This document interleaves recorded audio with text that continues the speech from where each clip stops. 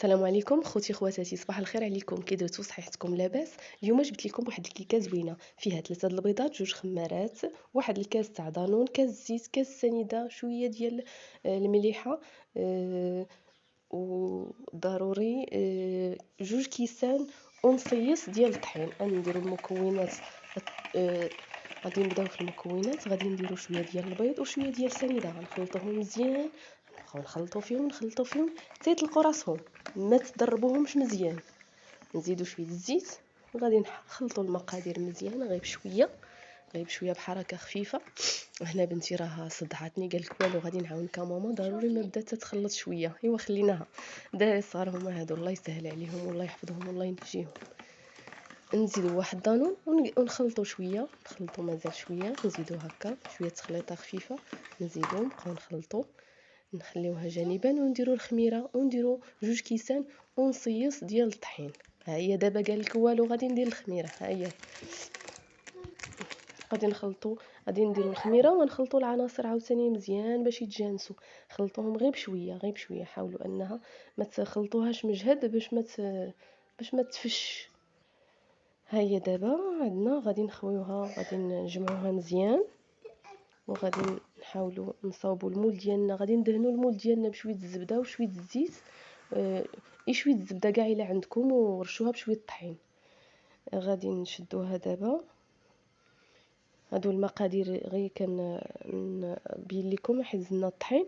هادو المقادير تاع لا جينواز، تاع اللي نديرو فيها لا كريم فريش ونديرو فيها الفواكه.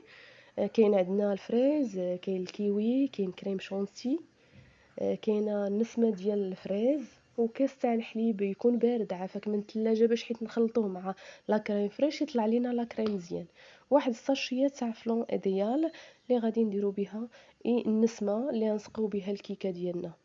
عندنا تقريبا شي 3 الحبات تاع الكيوي، 2 ولا 4 ديال الفريز، وواحد البنانه مقطعه. دابا راه الاسعار طالعه، ولكن نحاولوا اننا نجاريو راسنا بشويه الفواكه والنسمه ديال هذه ديال القهوه باش نسمو بها.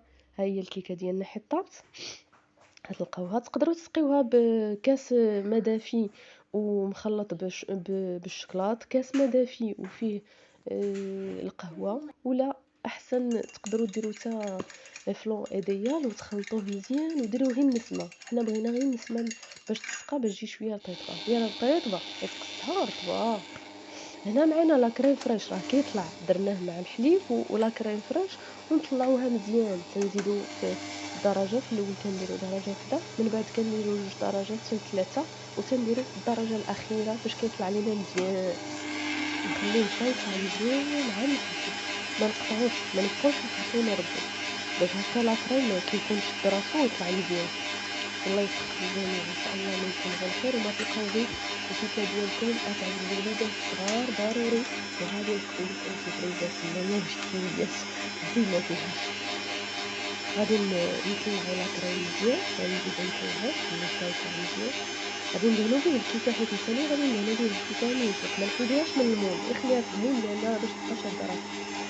غادي ندهنوها وغادي نستفو العناصر ديال الكيوي وديال الفريز بالطريقه اللي بغيتو، طريقه مستطيلات ولا طريقه هي غنقطعهم دوائر. غادي نديرهم على شكل مستطيلات، ولا غادي ندير على شكل دائره. انا اختاريت الشكل ديال المستطيلات، كندير الصف ديال الكيوي والصف ديال البنان والصف ديال الفريز. ها هو لا كريم فريش راه كيطلع معانا مزيان، نخليوه حتى يطلع مزيان حتى تلقاه، لان حيت كتقلب المول ما يهبطش تما راه شاد راسو. هاد الكيكه راه حيت كنديروها كنخليوها تبات في الثلاجه، ما ناكلوهاش نيشان لان تكون باقا سخونه غادي تجي باسله. خليها تشد راسها وتشد راسها في الثلاجه.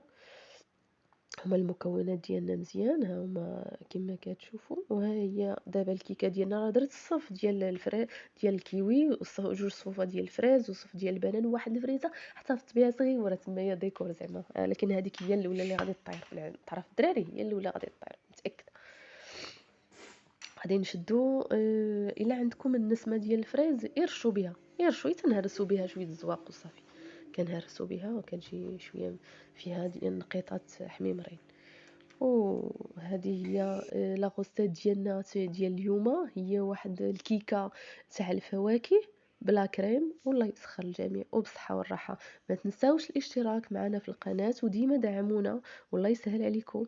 وان شاء الله تبعوني على القناة ديالي يوميات مع ابتسام، والله يسهل عليكم كاملين. وان شاء الله وباذن الله شهية طيبة، والعقبال غوستات وحدين اخرين. باي باي، شكرا، الله يعاونكم.